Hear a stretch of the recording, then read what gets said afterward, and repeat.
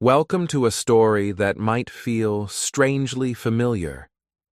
Not because you've lived this exact life, but because you've lived the same fears, the same doubts, the same silent battles inside your mind. This is not just a story for reading and listening practice. This is not just another English exercise you do because you feel you should. This story is something deeper. Something you feel in your chest. Something that wakes up a part of you that's been quiet for too long. You're here because you want to grow. Not only in English, but in life. You want to speak with confidence. You want to express yourself clearly. You want to stop holding back when you have something to say. You want to stop feeling small in moments where you should feel strong. And maybe, without saying it out loud, you want to become a new version of yourself. A version you've imagined many times, but never fully believed you could reach. This story is your chance to walk beside someone who lived through the same struggle. Someone who knows what it feels like to freeze when it matters. Someone who knows the pain of staying silent. Someone who knows the shame of wanting to speak but not trusting your own voice. And someone who finally changed everything, not by luck, not by magic, but by facing himself day after day until confidence became a part of him. As you read or listen, your English will grow naturally. You will learn through emotion, through pictures, through moments that stay in your mind. But the real lesson here is not about language. It's about courage. It's about taking control. It's about finally saying, "Enough, I deserve more." This story is an invitation to sit with yourself, to look at your fear honestly, to see that you are not broken, you are becoming, to understand that confidence is not only possible for you, it is waiting for you. And it begins with one simple decision. Keep reading. Keep listening. Keep going, even when it feels uncomfortable. So, as you begin this story, open yourself to more than English improvement. Open yourself to the possibility that you too can become a more confident, stronger, more present version of yourself. The journey starts now. My name is Daniel. I'm 27 years old, and for most of my life, I lived inside a prison that nobody else could see. It wasn't made of metal or concrete. It was made of fear, silence, and the belief that I wasn't good enough. If you saw me at school, at work, or even in a small group of friends, you would have probably said, "Daniel is the quiet one." And you would have been right. I was the guy who always sat in the back, the guy who avoided eye contact, the guy who rehearsed every sentence in his head before speaking but still couldn't say it out loud. I had ideas. I had dreams. I had opinions, but they never escaped my mouth. They lived inside me like birds trapped in a cage. People sometimes think confidence is a personality trait, like eye color or height. They think some people are born loud, bold, and fearless, while others are naturally soft and shy. I believed that too. I believed confidence was something other people had. Not me. But today, people look at me and say, "Daniel, you speak with power. You look calm. You carry yourself differently. What happened to you?" And every time I hear that, I smile because I know the truth. I wasn't born confident. I built it. Slowly. Through pain. Through embarrassment. Through moments that broke me and forced me to rebuild myself piece by piece. If you feel shy, if you feel small when you speak, if you feel invisible in a room, if you avoid conversations because you don't trust your own voice, I want you to know this. I understand you. I was you. And I want to tell you the story of the day that changed everything for me. The day that kicked me out of my comfort zone and forced me to face the problem I tried to ignore for years. I'm not telling you this to sound inspirational. I'm telling you this because the truth hurts, but it also heals. It happened on a completely normal Thursday afternoon. The sky wasn't dramatic. The weather wasn't special. But this ordinary day would become the biggest turning point in my life. I had an interview for a job I desperately wanted. I prepared for it for weeks. I watched videos, practiced answers, researched the company, and even rehearsed in front of the mirror like a nervous actor. I told myself I was ready. I told myself I would stay calm. I told myself this time would be different. But deep down, a small, quiet voice whispered the truth. What if you freeze again? I remember walking into the office. The walls were bright, the furniture looked new, and the air smelled like fresh coffee and printer paper. My hands were sweating so much I kept wiping them on my pants.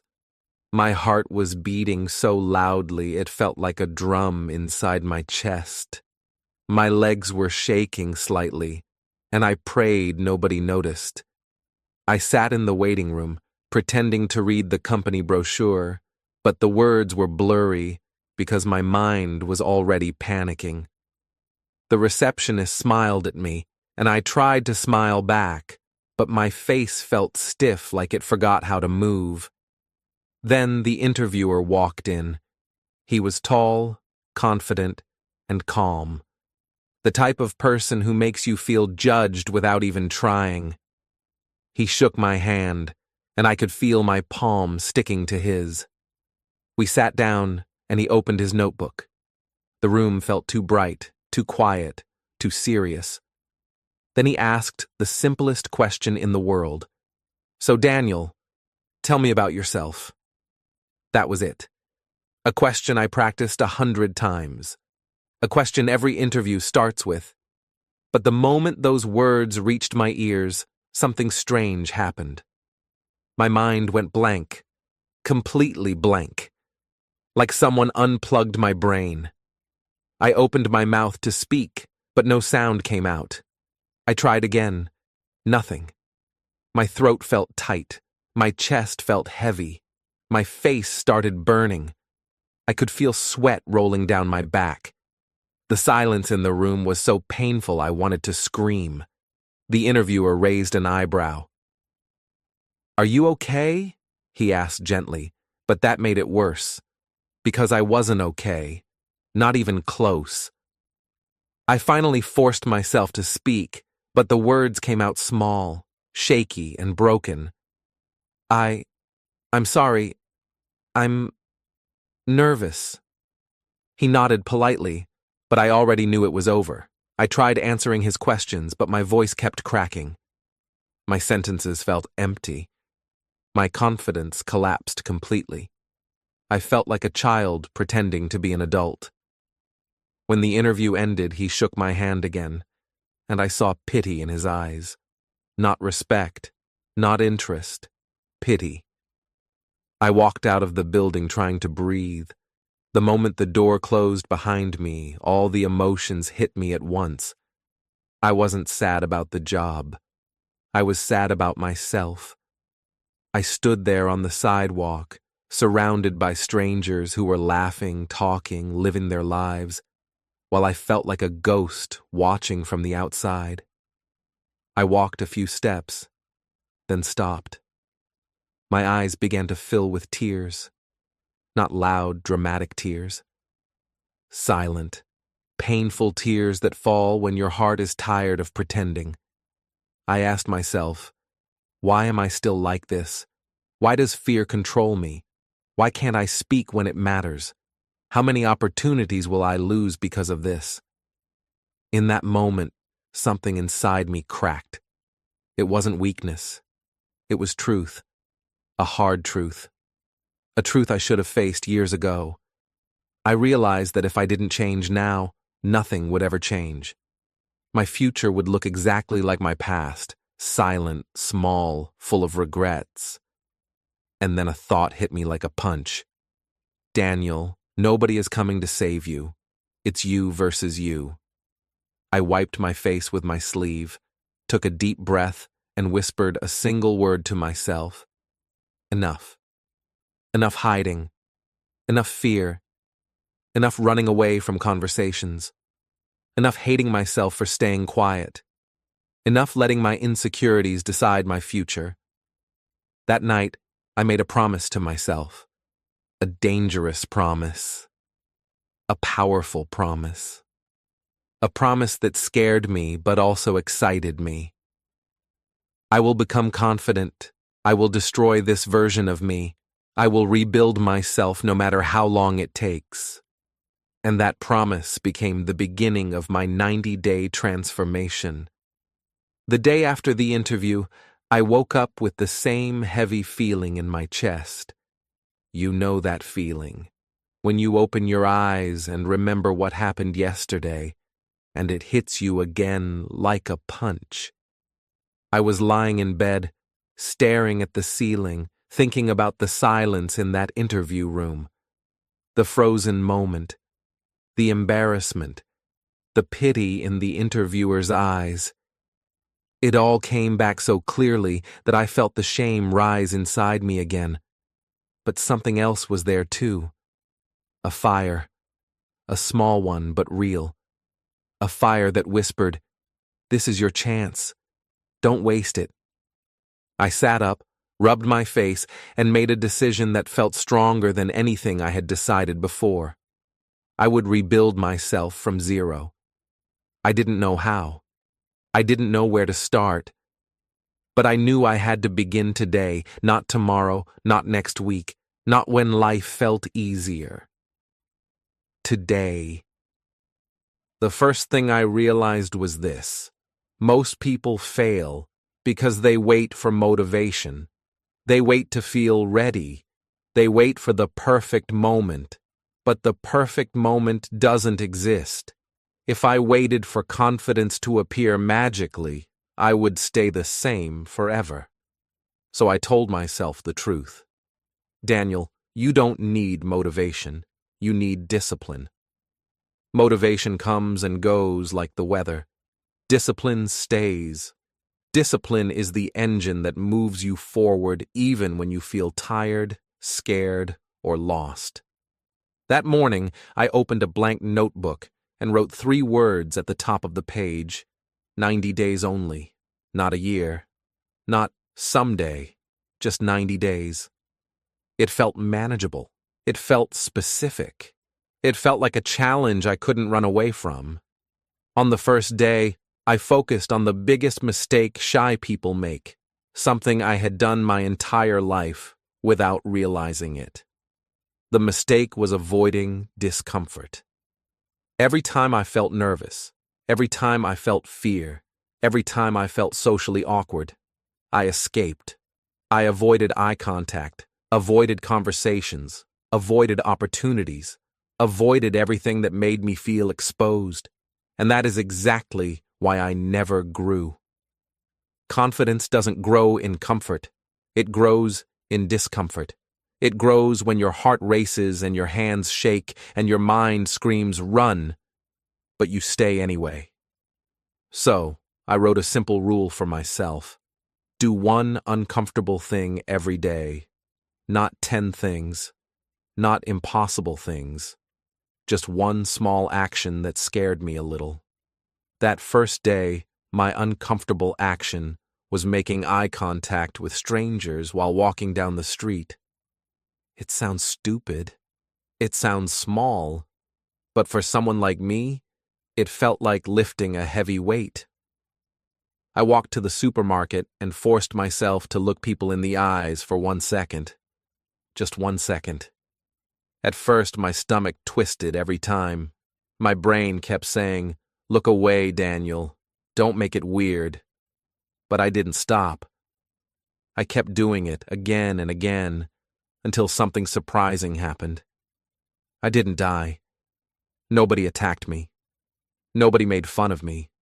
Most people just looked back, then looked away. That's it. And I realized something important. Most of the fear I carried was imaginary. It existed only in my mind. On day 2, my uncomfortable action was ordering food with a loud, clear voice instead of my usual quiet mumbling. I stood in line rehearsing my sentence a dozen times, feeling ridiculous. But when it was my turn, I lifted my chin, took a breath, and said, "Hi, can I have a medium latte, please?" Not whispering, not shaky. Clear. The barista didn't care. She just typed it into the machine. But inside me, something changed. A tiny victory. A tiny piece of confidence. A tiny moment that felt like progress. By day 5, I decided to take it a step further. Every morning, I practiced standing tall in front of the mirror with my shoulders back, chest open, chin up, and eyes forward. I realized something powerful. Your body talks before your mouth does. If your posture says, "I am small," people will treat you like you are small. But if your posture says, "I belong here," people respond differently. I felt stupid the first few times, standing there like some kind of superhero. But slowly, I noticed that my body began to remember the posture even when I wasn't thinking about it. As the days passed, I built a simple routine that became the foundation of my transformation. Every day started with 5 minutes of deep breathing to control the anxiety in my body.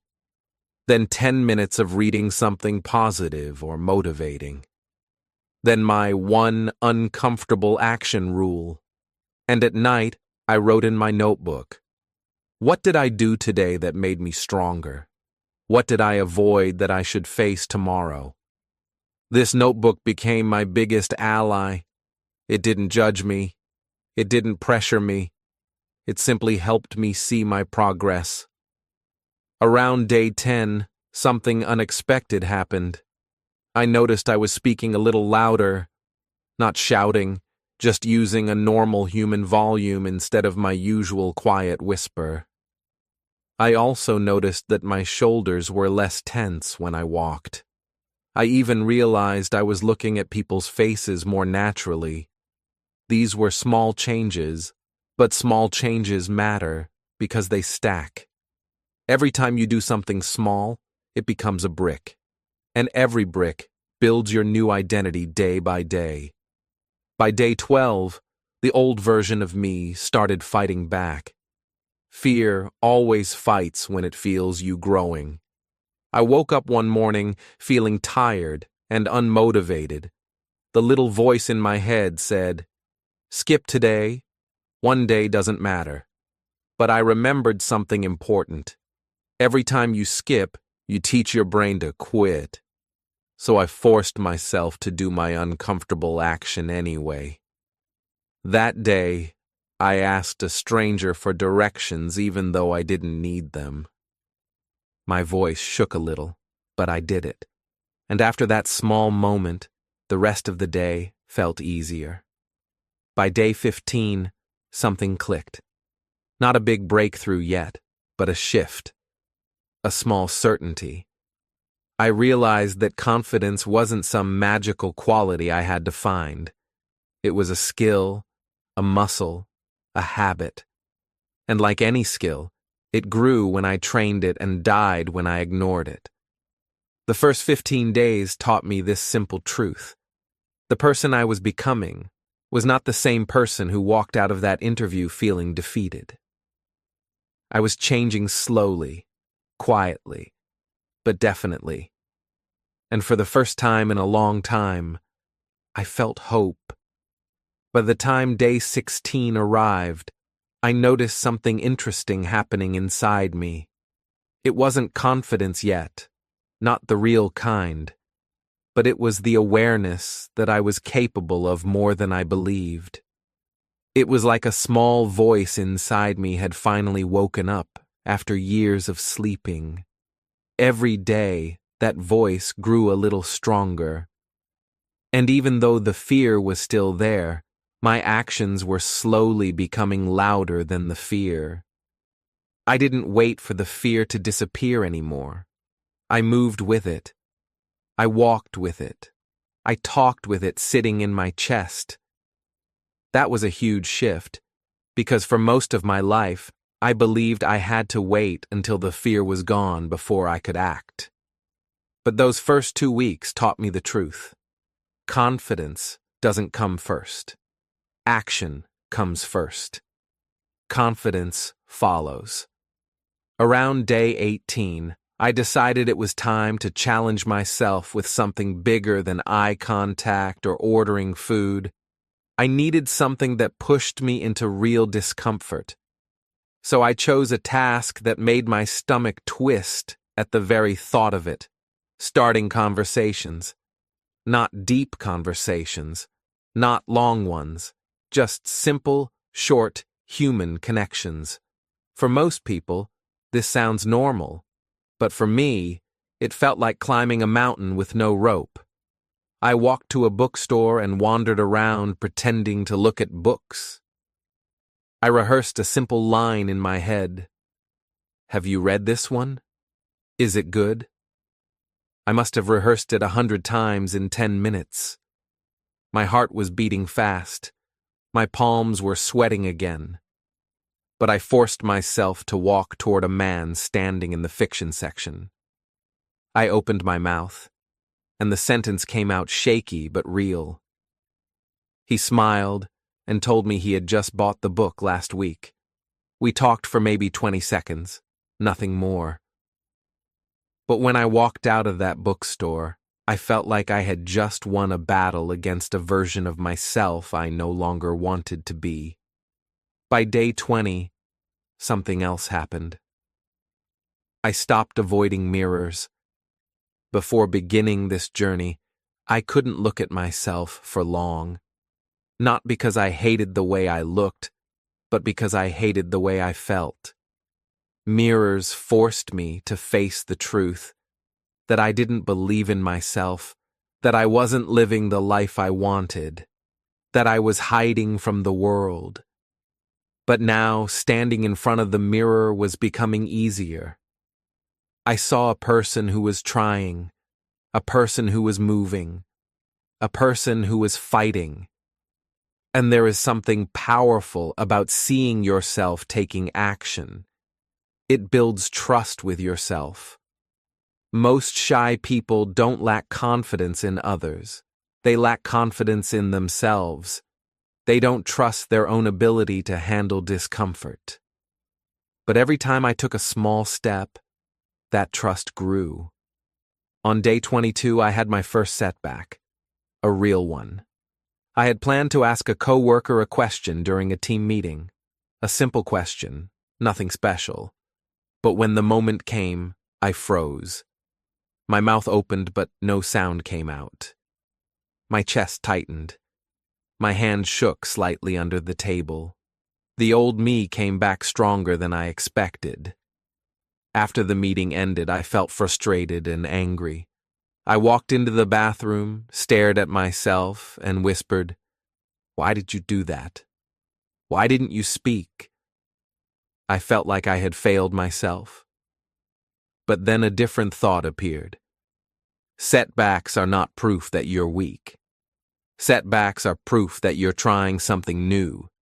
That realization helped me calm down. I promised myself I would try again the next day. And I did. The next few days were strange. Almost like I was living between two worlds. The old world where I stayed quiet, and the new world where I forced myself to speak. Some moments I felt proud. Some moments I felt frustrated. Some moments I felt strong. Some moments I felt like running away from everything, but I kept pushing anyway. On day 25, I made a rule that changed everything for me. When you want to escape, stay 2 more seconds. Just 2 seconds. Not 10. Not 30. Just 2. When I wanted to avoid someone's eyes, I held eye contact for 2 seconds more. When I wanted to whisper, I forced myself to raise my voice 2 seconds before speaking.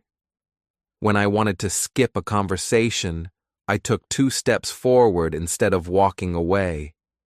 These 2 seconds became my secret weapon. Because confidence grows in those extra 2 seconds. That's where the growth lives. Around day 27, I realized something important about myself. I used to think confidence was about speaking perfectly, about saying the right words, about never making mistakes. But while practicing, I discovered something surprising. Confidence is not about being perfect. It's about being present. People don't care if you say a sentence that's not perfect. People don't care if you pause or take a breath. People don't care if your voice shakes a little. What people respond to is authenticity. When I stopped trying to sound perfect and started focusing on being real, conversations became easier. I didn't try to impress anyone. I simply tried to connect. Day 28 was the first day I noticed my social anxiety decreasing. Not disappearing, just decreasing. I walked into a coffee shop, and instead of planning every possible sentence in my head, I simply stood in line, looked around, and stayed calm. My brain wasn't racing, my chest wasn't tight, I wasn't overthinking every movement. It felt like a small cloud of fear had lifted from my shoulders. And I remember thinking, maybe confidence is not a personality. Maybe it's a habit. By day 30, I had a moment that made me smile without even noticing. I was walking through the park, and I passed a group of people laughing loudly. Before, I would have looked at the ground and walked faster, but this time, I walked normally. My shoulders stayed open. My eyes stayed forward. I didn't shrink myself. I didn't make myself smaller. I didn't run. And that simple moment, one that most people would never notice, felt like proof that 30 days of small steps were changing something big inside me. On day 31, I sat on my bed writing in my notebook, and I realized how far I had come in 1 month. I wasn't the same person who cried outside the interview building. I wasn't the same person who whispered in conversations. I wasn't the same person who avoided discomfort. I was learning to face fear. I was learning to speak. I was learning to show myself to the world. And even though I had a long way to go, I knew one truth deep in my soul. The transformation had officially begun. When day 32 arrived, something inside me felt different. It wasn't confidence yet, but it was the sense that confidence was no longer a distant dream. It was starting to feel like something I could actually reach if I kept pushing. But the next phase of my journey wasn't about small actions anymore. The foundation was built. The basics were done. Now it was time to step into real practice, the kind that makes your heart beat fast, the kind that forces you to grow even when every part of you wants to hide. I realized that if I wanted real change, I needed real challenges. Not just eye contact or ordering coffee, but situations that forced me to use my voice, my presence, my energy, my courage. Around day 33, I made a bold decision. I would start practicing speaking in longer conversations. Not one sentence, not a quick comment. Actual conversations where I had to stay present, listen, respond, and keep the connection alive. This terrified me. Long conversations always exhausted me mentally because I stayed in my head too much. I analyzed every word, every expression, every reaction, but I knew the only way to stop overthinking conversations was to have more of them. So that week, I started greeting my coworkers more intentionally.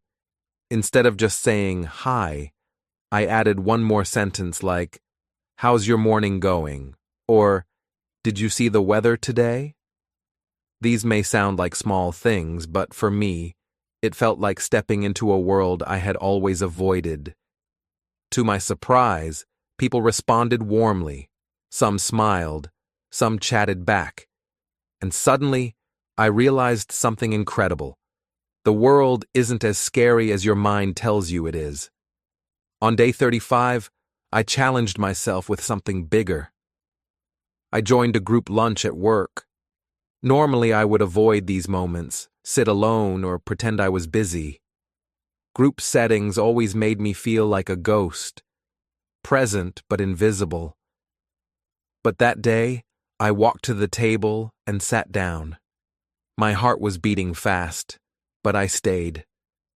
Everyone was laughing and talking over each other, and for a moment, I felt myself shrinking inside. But then I remembered my rule: stay 2 seconds longer. So I stayed.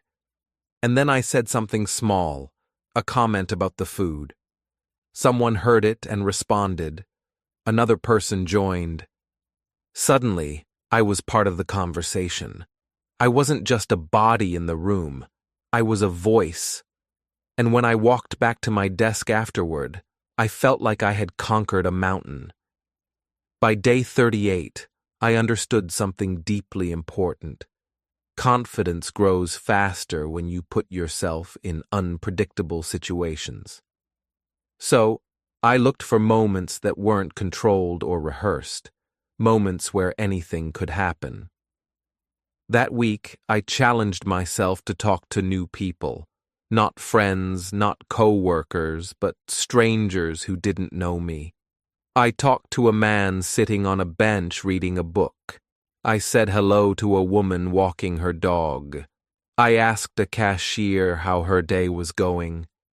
These were short conversations, but they forced me to face fear without preparation. And something magical happened. The fear began losing power.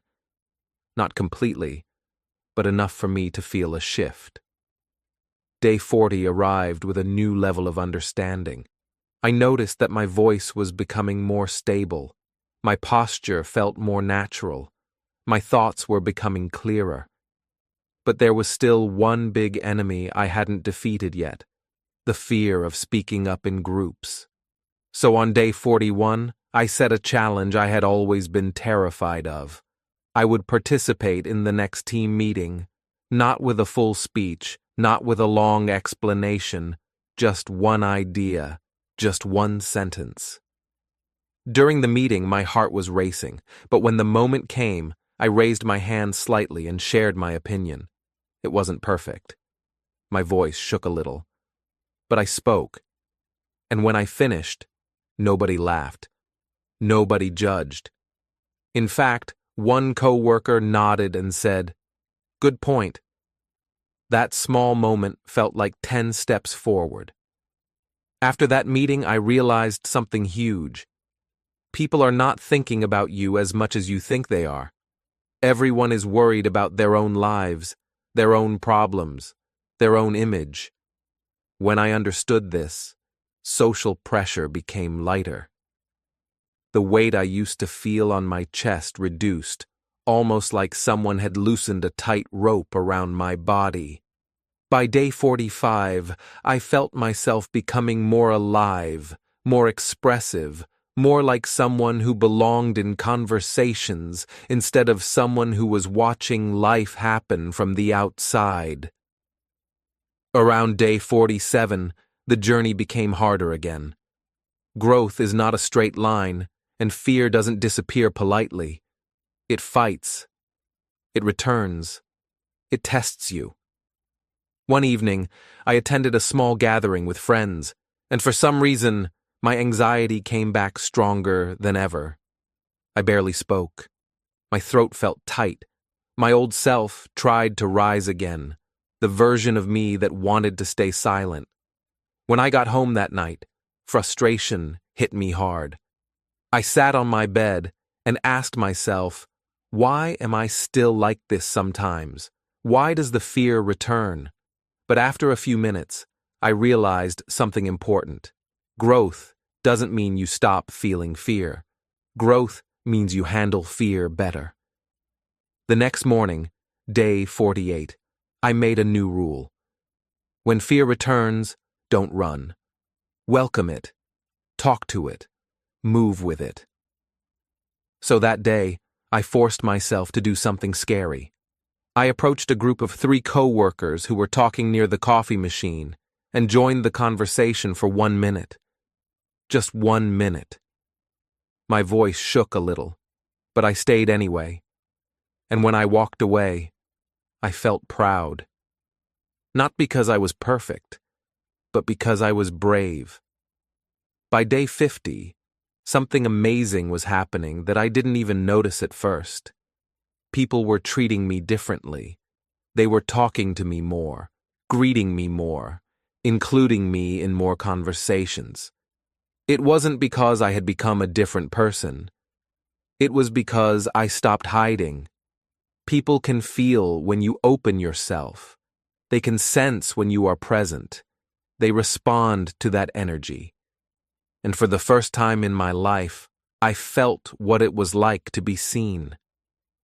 Day 52 was a realization day. I understood that confidence isn't loud. Confidence isn't about being the funniest person in the room or the most talkative. Real confidence is quiet strength. It's the feeling of being comfortable with who you are. It's the ability to speak when needed and stay silent when you choose, not because you're scared, but because you're in control. That kind of confidence was beginning to grow inside me. By day 55, I felt something new, something powerful. I wasn't just acting confident anymore. I was becoming confident. My actions were shaping my identity, and every day I felt a little more like the person I always wanted to be. By the time I reached day 56, I learned something most people never understand. Confidence isn't one big moment that changes your life. It's hundreds of small moments that build on each other like tiny bricks. Every challenge I faced, every uncomfortable action I took, every conversation I started, every moment I stayed 2 seconds longer, all of it was slowly shaping a new version of me. And now, I could feel that version becoming stronger. But something else was happening too. The challenges were getting harder, not because the world changed, but because I was ready for more. I wasn't the same guy who froze in the interview room. I wasn't the same guy who shook while ordering coffee. I wasn't the same guy pretending to look at his phone just to avoid human interaction. I was moving forward, and now life was pushing me into deeper waters. Around day 57, I started noticing a pattern in myself. The more I practiced speaking, the more I understood that confidence was tied to honesty.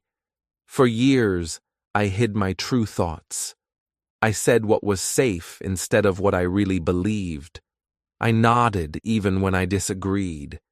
I stayed silent when something bothered me. I pretended everything was fine when it wasn't. But now my challenge was to speak honestly, to say what I truly thought without fear of judgment. That day, during a small discussion with coworkers, someone shared an opinion I disagreed with. Normally, I would just nod and keep quiet, but something in me said, "This is your moment." So I said calmly, "I see your point, but I actually think differently." The room went quiet for a second, not in a bad way, just in surprise. and then the conversation continued normally. Nobody attacked me. Nobody dismissed me. In fact, a few people seemed interested in what I said. When I walked away from that conversation, I realized how powerful honesty is. When you speak your truth, your voice grows stronger. On day 60, I decided to take on a new challenge, something I had avoided my entire life, giving opinions publicly. Not a speech, not a presentation, nothing that dramatic. Just sharing my thoughts in front of a group, even in small ways. During a meeting, our manager asked if anyone had ideas for improving a project. Normally, this is the moment I would look at my notebook, pretend to write something, and pray the moment would pass. But that day, I raised my hand slightly and shared a simple suggestion. My voice wasn't perfect, but it was steady. And the manager said, "That's a great idea." Hearing those words felt like someone poured warm sunlight into my chest. It wasn't the idea itself that mattered. It was the fact that I spoke, I contributed, I showed up. And that small moment made me realize something important. People respect you when you respect yourself enough to speak. The next few days were filled with both victories and challenges. On day 62, I had one of those moments where confidence suddenly disappears for no reason. I was walking toward the office entrance and saw a group of people talking near the door. Instantly, that old voice rose inside my head. Don't walk through them. Wait. Avoid them. It shocked me because I thought I was past that fear. But fear doesn't disappear forever. It hides, waits, and tests you. I stopped for a second, took a breath, and remembered my rule. Stay 2 seconds longer. So I walked straight through, nodded, said, "Good morning," and kept moving. It sounds simple, but that small moment reminded me that confidence must be practiced every day. If you stop using it, you lose it. Around day 65, something powerful began to happen. People started trusting me more. They asked for my opinion. They invited me to discussions. They included me without me having to force it. This wasn't because I suddenly became the most interesting person in the room. It was because my energy changed. My presence changed. I was no longer hiding or shrinking or hoping nobody noticed me. I was showing up, and people respond to energy more than words. Confidence isn't about talking a lot. It's about showing the world you believe you belong in the room. By day 68, I realized that growth also means facing harder emotional challenges. Confidence isn't only about speaking, it's about standing up for yourself. That day, a coworker made a joke about something I said in a meeting. Nothing cruel, but something that would have hurt me deeply in the past. Normally, I would laugh awkwardly or stay silent and let the moment eat me alive inside. But this time, I looked at him and said calmly, "I know you're joking, but I'd prefer if you didn't say that." He raised his eyebrows, then nodded. The moment passed, and I felt something heavy lift off my chest. Standing up for yourself is one of the strongest forms of confidence. It tells your mind, I matter, my feelings matter, my voice matters. On day 70, I had a breakthrough that changed everything. I was sitting alone at home after work, writing in my notebook, when a thought hit me out of nowhere. Confidence wasn't something I was chasing anymore. It was something I was becoming. For the first time in my life, I didn't feel like an imposter pretending to be confident. I felt like someone building a foundation that could last. I felt like someone who had the power to enter a room without shrinking, someone who could speak without trembling, someone who could handle discomfort without breaking. In the following days, the challenges increased naturally, not because I forced them, but because my world was expanding. On day 72, someone invited me to join a project I never would have accepted before my transformation.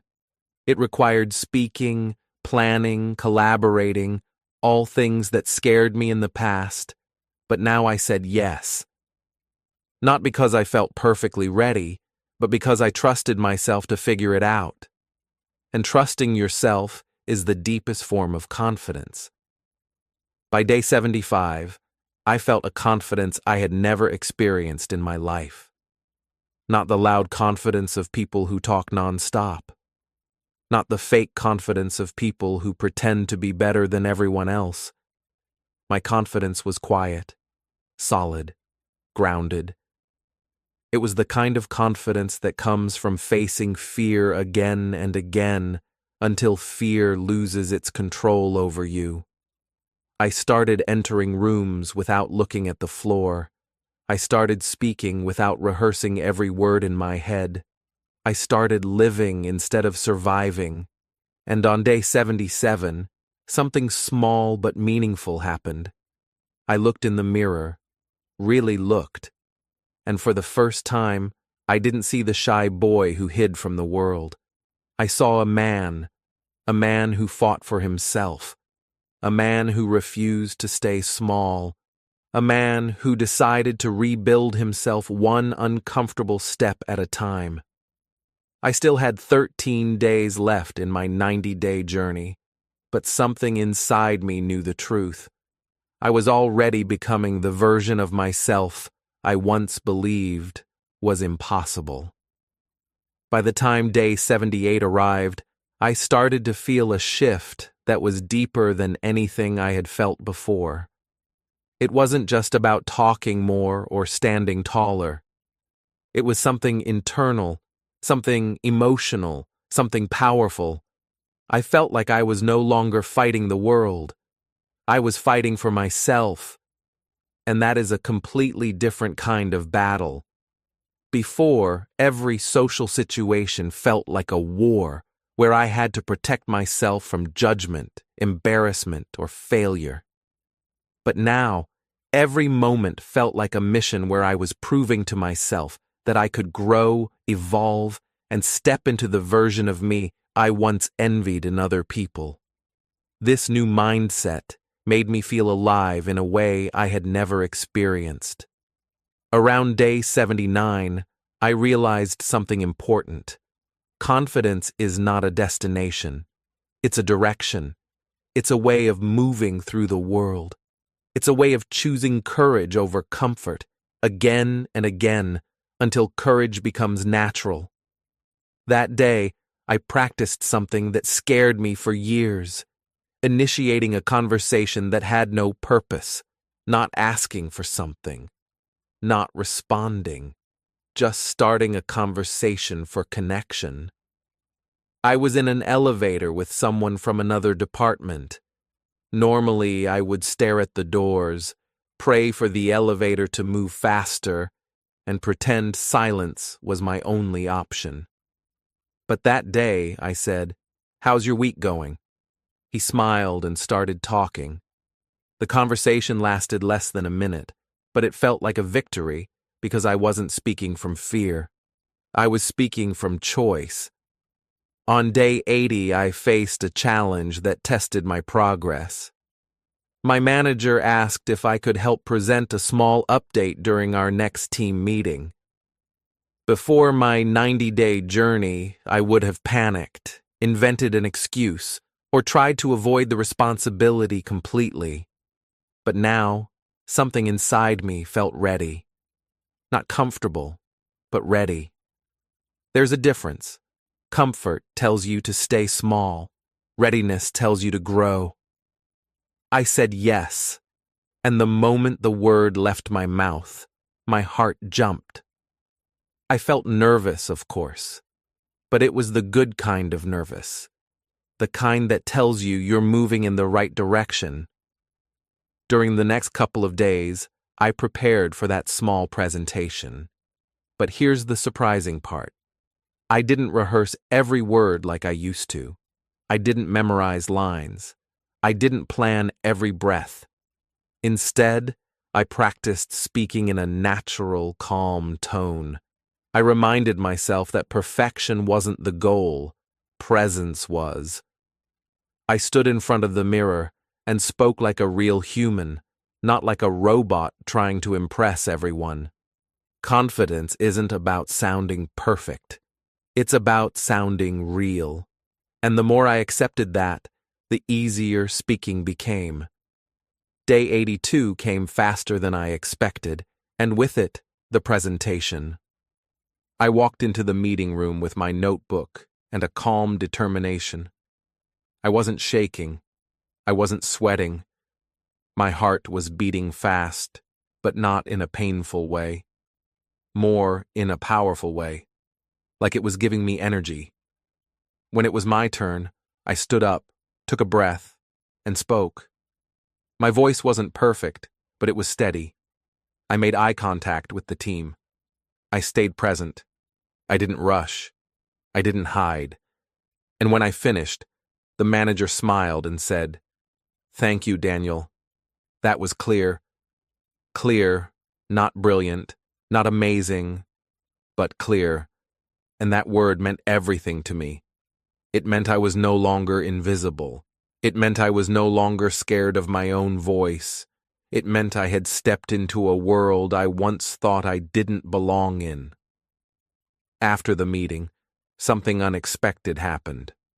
A coworker came to me and said, "You're getting better at speaking. I can see your confidence growing." Hearing that felt surreal. People were noticing my transformation. Not because I was loud or flashy, but because I was present. And presence is powerful. Presence is what makes people trust you. Presence is what makes people respect you. Presence is what makes people listen. By day 84, I started focusing on deeper fears, the fears that lived beneath the surface. Not the fear of speaking, not the fear of eye contact, but the fear of being myself fully.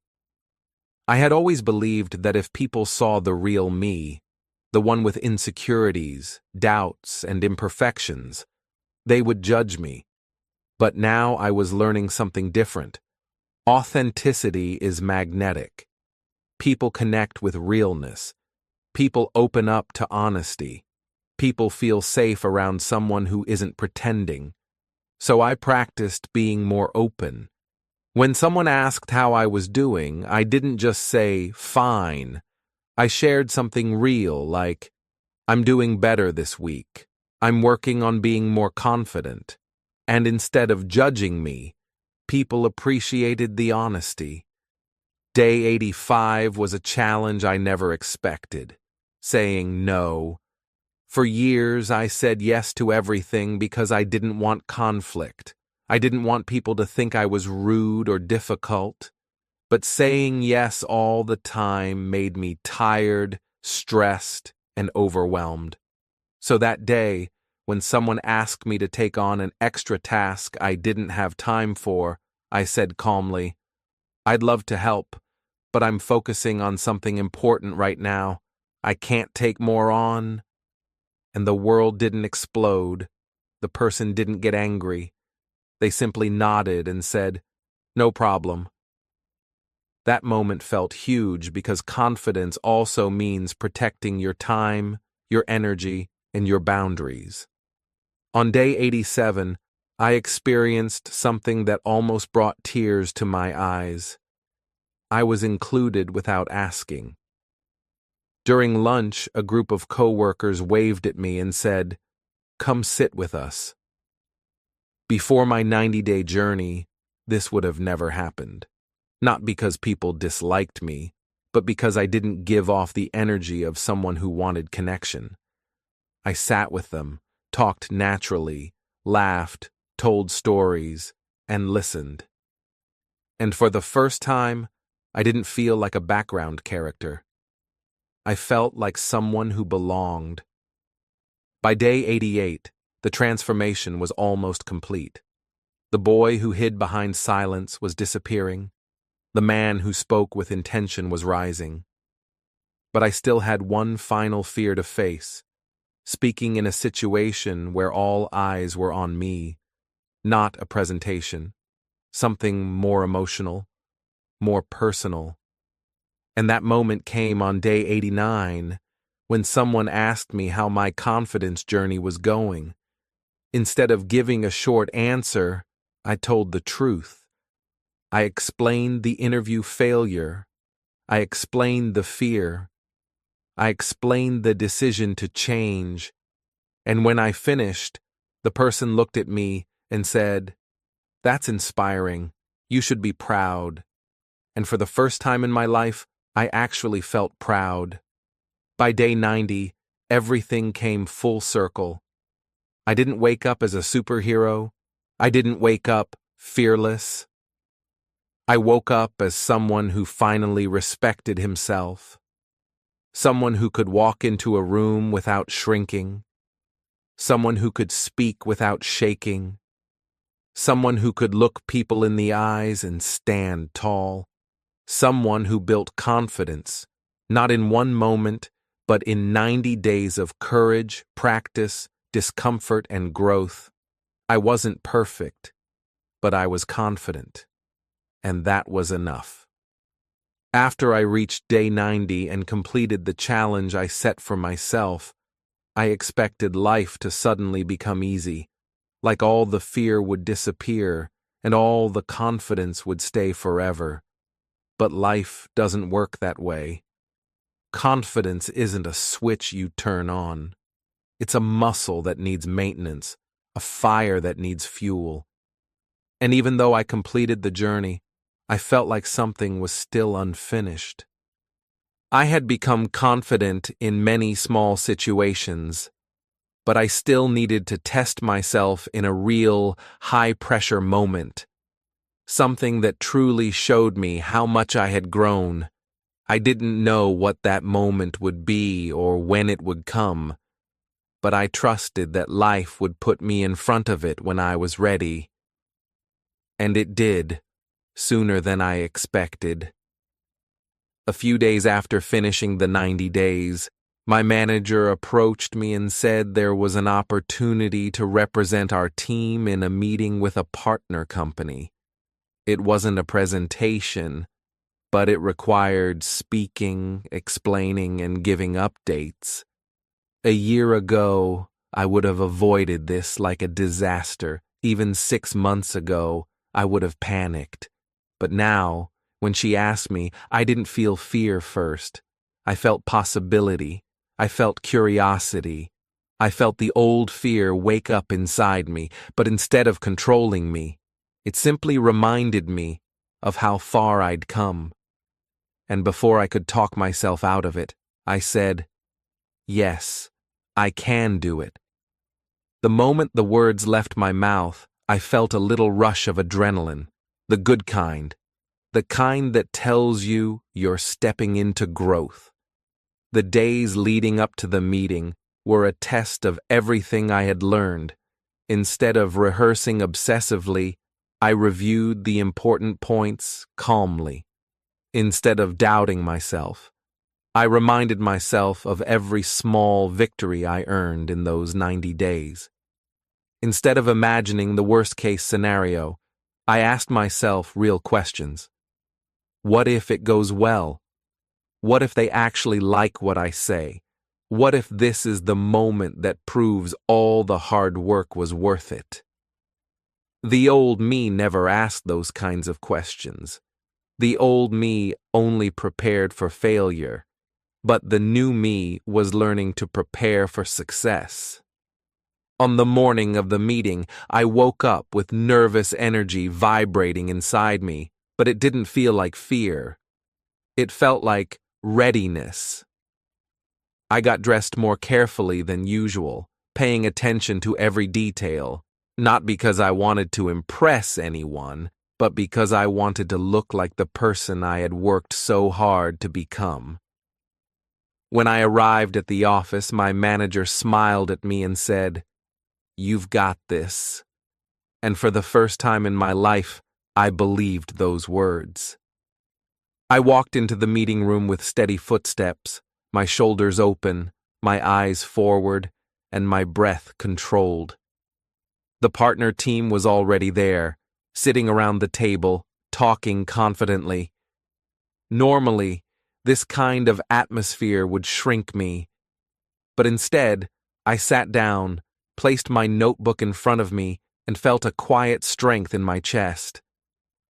The meeting started, and a wave of voices filled the room, people exchanging ideas, updating each other, asking questions.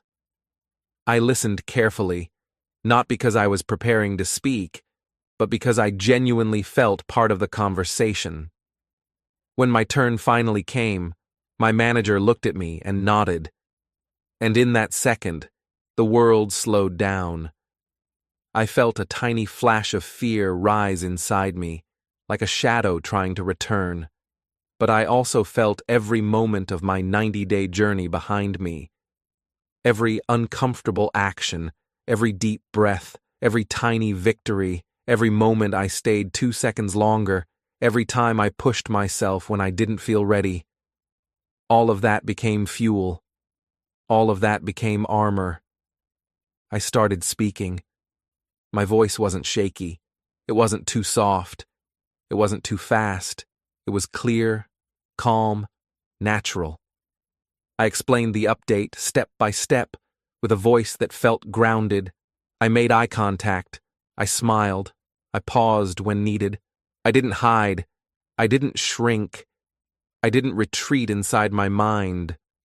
I stayed present through the entire thing. And when I finished, something happened that I will never forget. The partner team nodded, asked follow-up questions, and wrote down notes like my input mattered. They weren't pretending. They were listening. They respected what I said. And in that moment, I realized something life-changing. Confidence is not a fantasy. It's not something reserved for special people. It's something you build. And I had built it with my own hands. After the meeting ended, my manager came up to me and put a hand on my shoulder. "Great job," she said. "You've improved so much." And instead of brushing off the compliment like I always used to do, I accepted it with a smile. "Thank you," I said. And I meant it. I walked out of that meeting room feeling different, not because I did something extraordinary, but because I finally saw myself as capable, strong, and worthy. I felt proud of the person I had become. For the first time in my life, I felt like I belonged in spaces I used to avoid.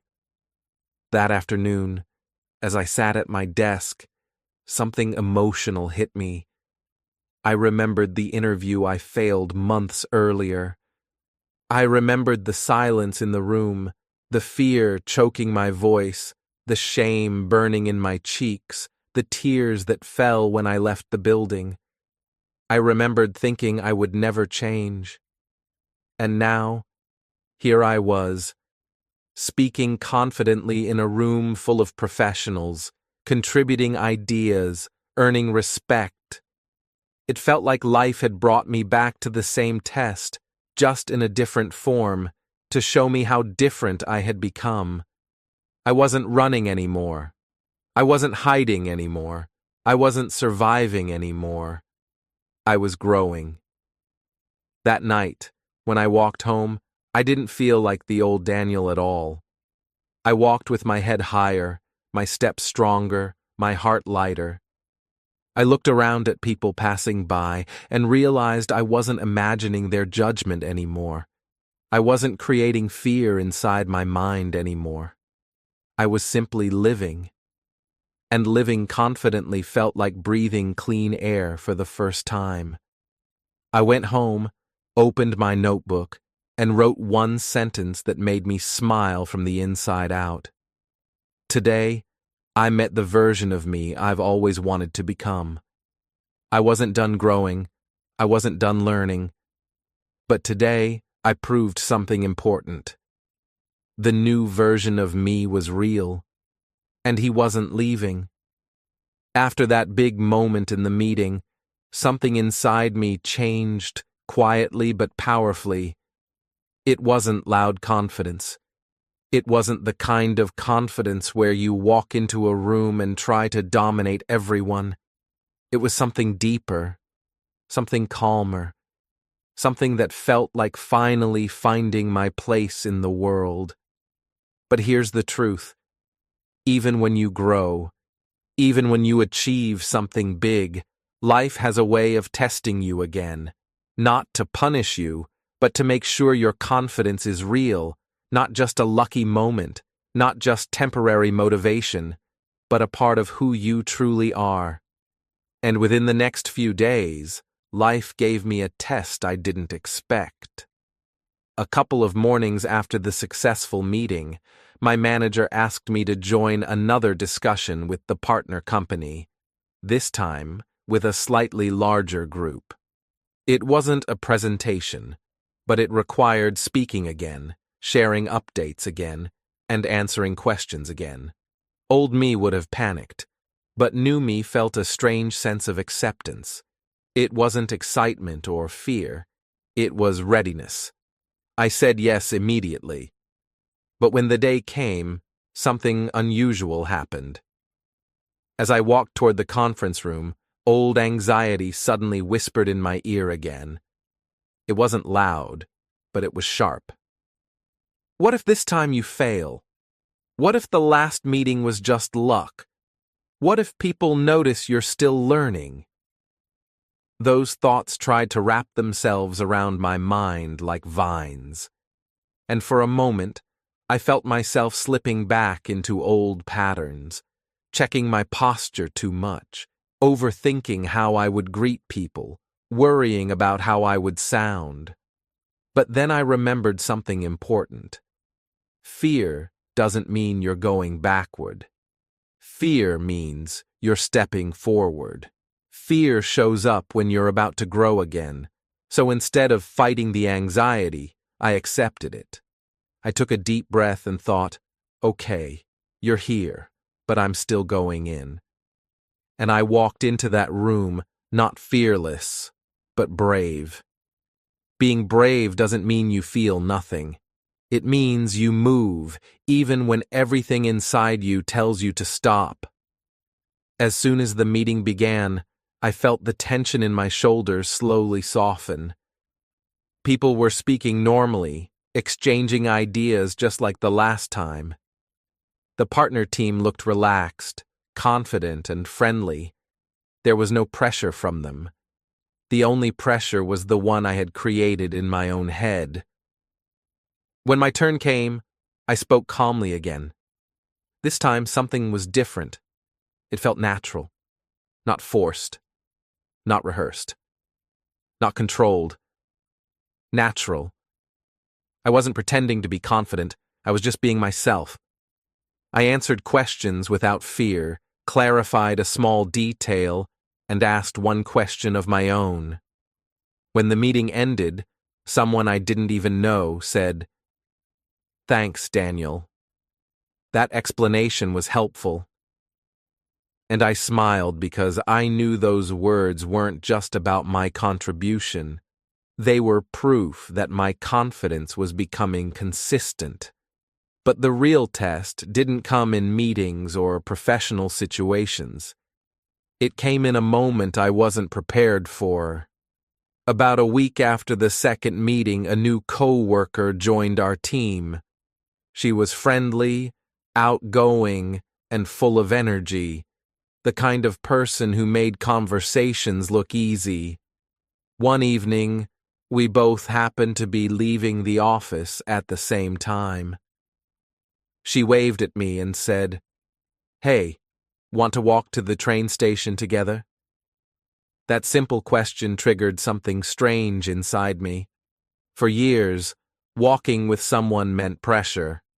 Having to talk, having to fill silence, having to pretend I wasn't awkward. I felt that old panic try to rise again, but this time I didn't let it take control. I forced a smile and said, "Sure, let's go." As we walked, she talked freely, telling me about her background, where she worked before, what she liked about the company. And instead of feeling pressured to perform, I actually listened. I wasn't stuck inside my head. I wasn't analyzing every sentence. I wasn't watching myself from the outside. I was just there, walking, talking, being present. When it was my turn to speak, I spoke naturally. She laughed at some of my comments, not because they were hilarious, but because I wasn't trying too hard. She wasn't laughing at me. She was laughing with me. By the time we reached the station, I realized something beautiful. I was capable of connection, real connection, genuine connection, and not the forced, awkward kind, but the kind that happens when you allow yourself to simply exist as you are. Later that week, something even more surprising happened. A coworker invited me to join a small after-work gathering. The old version of me would have avoided it instantly. "I'm busy, I'm tired, maybe next time." Those were my usual excuses, but I knew that confidence doesn't grow in comfort, so I said yes. When I arrived at the cafe, I felt nervous for a moment, but then I remembered how far I had come. I sat down with the group, and this time, I didn't feel like an outsider. I didn't study everyone's faces or rehearse responses. I simply existed in the moment. During the gathering, someone asked how long I had been working at the company. I answered normally. Someone cracked a joke, and I added one of my own. People laughed, not politely, genuinely. For years, I believed I wasn't funny or interesting or someone people wanted to be around. But now I realized that wasn't true. The real problem wasn't that I lacked personality. It was that I had buried my personality under fear for too long. Now that fear was fading, and the real me was stepping forward. A me that could joke, share stories, respond naturally, and feel comfortable around others. When I left the gathering, I felt a strange emotion in my chest, something warm and unfamiliar, and then I understood it. It was belonging. Not because other people finally accepted me, but because I finally accepted myself. Belonging doesn't come from others. It comes from you. It comes from allowing yourself to show up fully. And that night, I showed up. The following days felt smoother. Conversations felt lighter. Social pressure felt weaker. I walked into rooms without shrinking. I walked out of rooms without replaying every sentence I said. Confidence wasn't something I was trying to do anymore. It was something I was living. And for the first time in my life, I felt not just confident, but alive. By the end of that week, I realized something powerful. Confidence is not built in dramatic moments. It's built in small choices. Saying yes when you want to say no, staying when you want to escape, speaking when silence feels safer, trying when failure feels possible, walking forward when your fear tells you to stop. That's how you become confident. Not in a day, not in a week, but in moments like these, where you choose the stronger version of yourself again and again. And the best part? I wasn't even finished yet. The biggest breakthrough was still waiting for me. As the days passed after that gathering, something inside me became clearer than ever. Confidence wasn't just changing the way I spoke or walked. It was changing the way I lived. I started to notice things I never saw before. I noticed how people reacted differently to me, how conversations opened naturally, how opportunities seemed to appear more often. It wasn't magic. It was energy. When you carry yourself like someone who belongs, the world treats you like someone who belongs. But I also realized that I wasn't done. I had only experienced confidence in everyday situations. I still hadn't faced the biggest test, the one thing that scared me more than meetings, conversations, or group gatherings, speaking in front of people in a way that truly mattered to me personally, not just professionally. And life, as always, delivered that test at the perfect time. One afternoon, my manager sent a message asking if I'd be willing to share a short reflection during our team's monthly meeting. Something personal, something about growth or lessons learned. At first, my stomach tightened. My hands felt cold.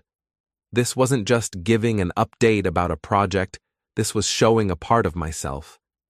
This was vulnerability. This was real. And realness always scared me more than anything else. My first instinct was to say no. Not because I didn't want to do it, but because I was scared of what people would think. I imagined myself stumbling. I imagined myself freezing. I imagined people staring. But then I stopped myself. I remembered who I used to be. The guy who ran from everything. The guy who hid in silence. The guy who believed he would never change.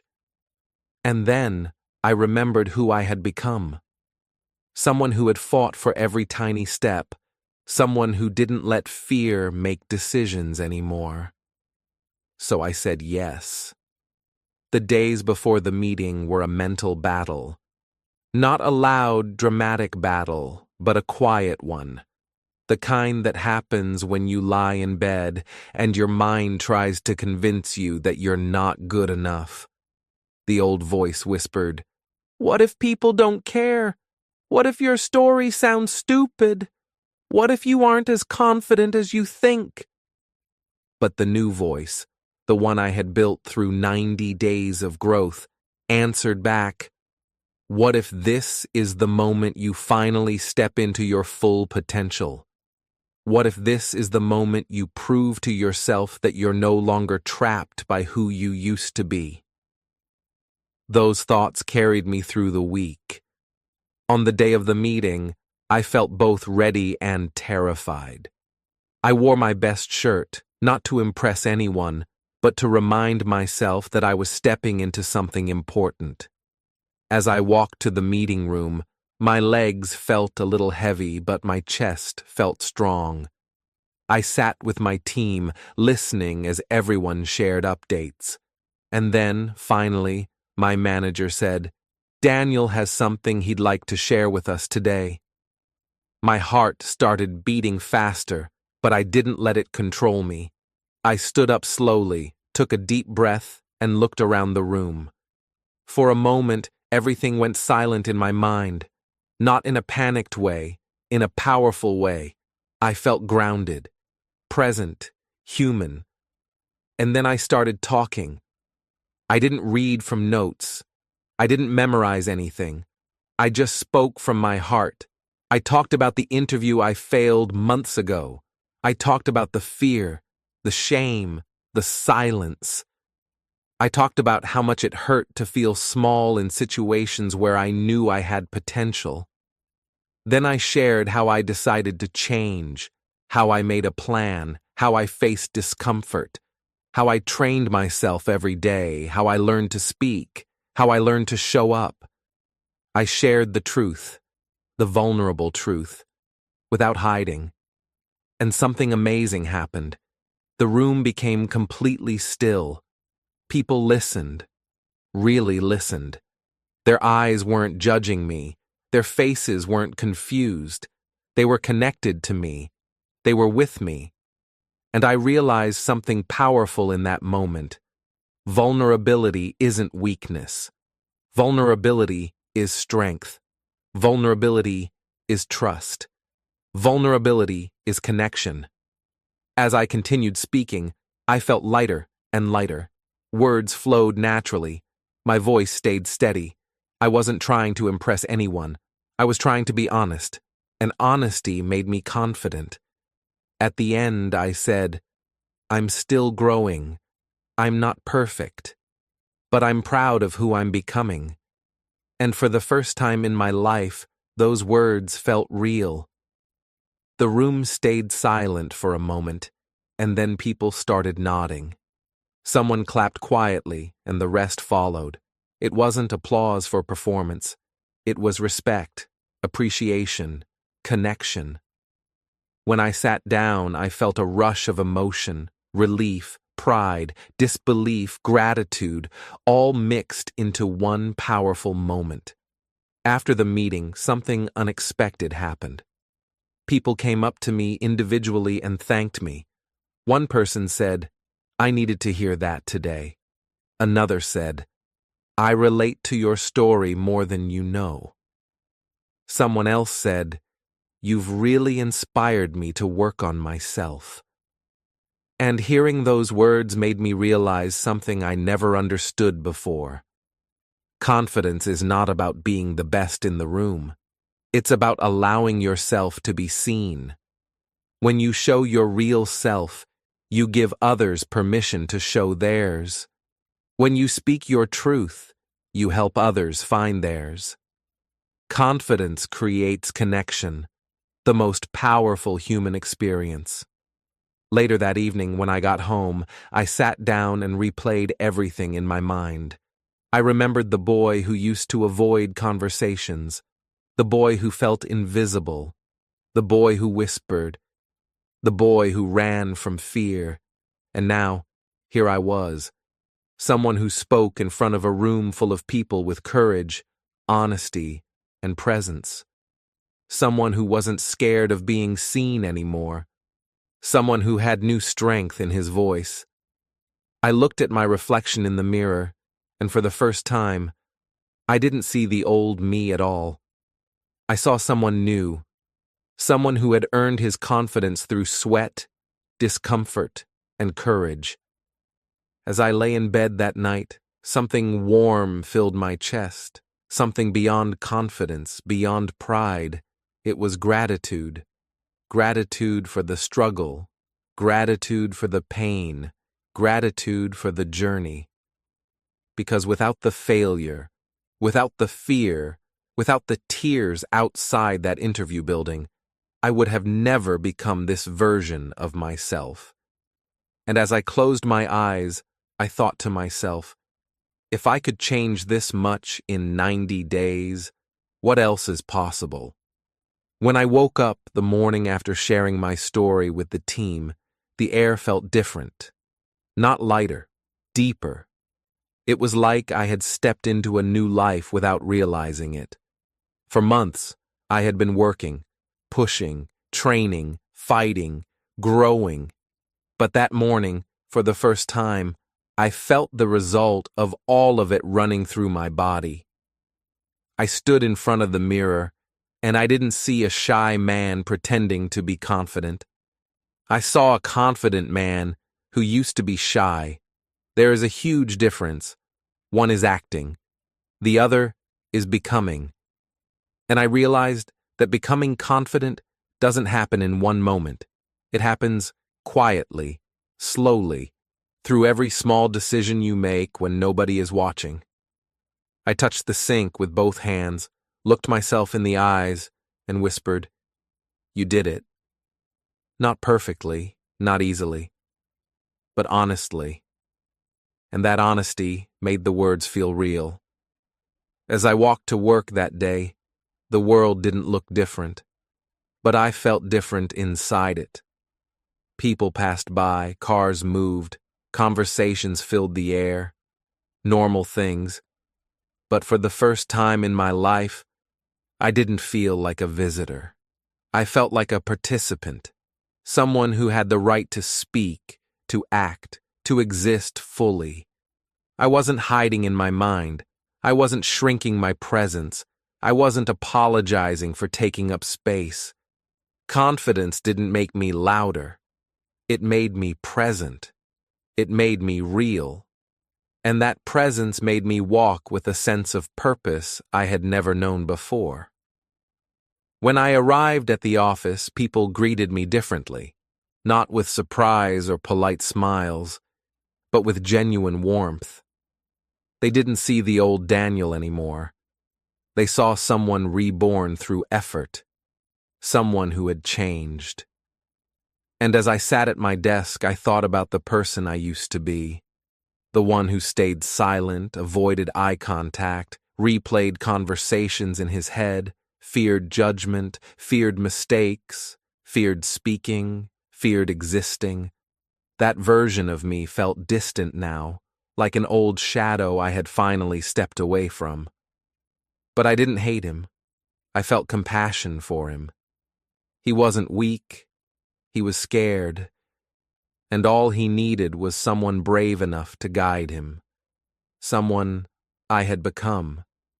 Later that day, I had a short conversation with the new coworker who had walked to the train station with me. She smiled and said, "You seem different this week, more relaxed." And instead of denying it or pretending nothing had changed, I said, "Yeah, I think I'm growing." She nodded and replied, "It shows." Those two words stayed with me for hours. It shows. Not because I told people, not because I acted differently on purpose, but because change always shows. In your posture, your tone, your eyes, your reactions. Confidence isn't something you announce.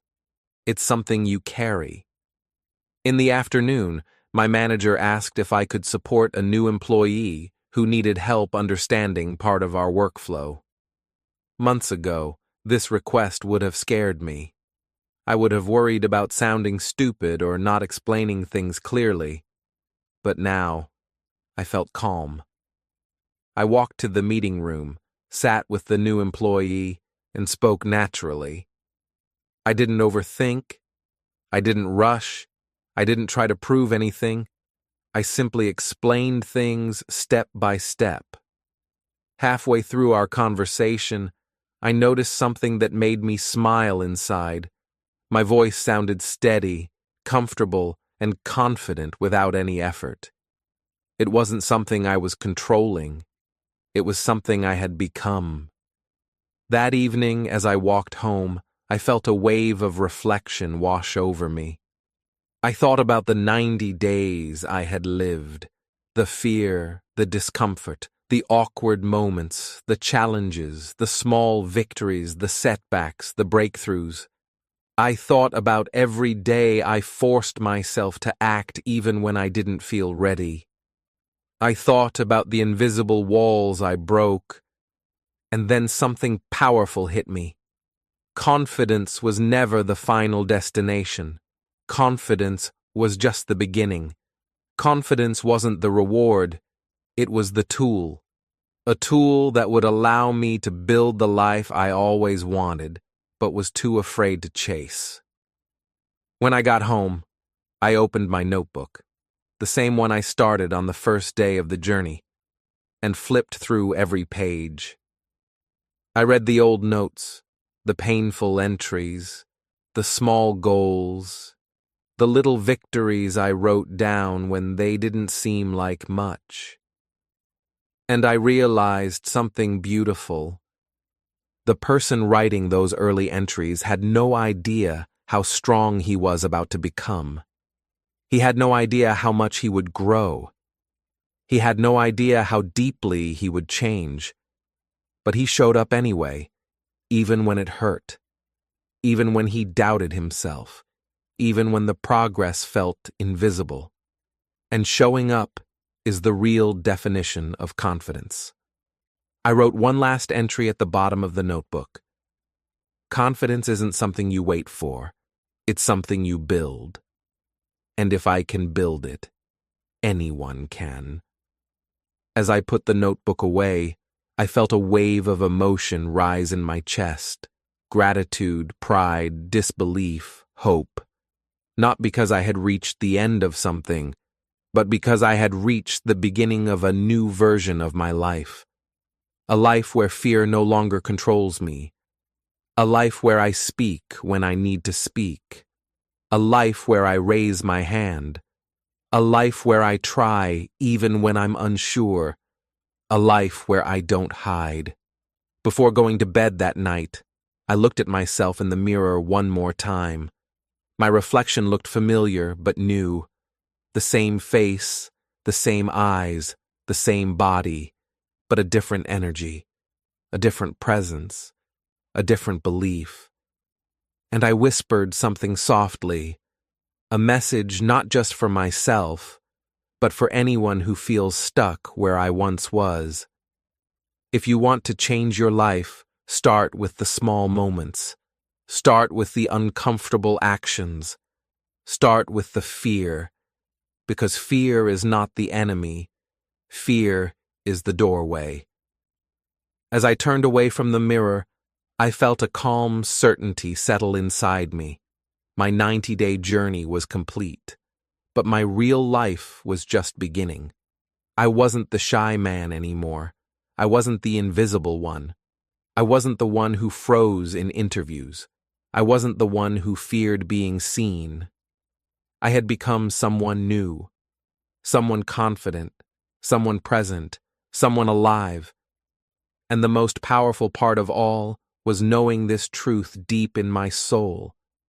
Confidence is not a gift. It is a choice.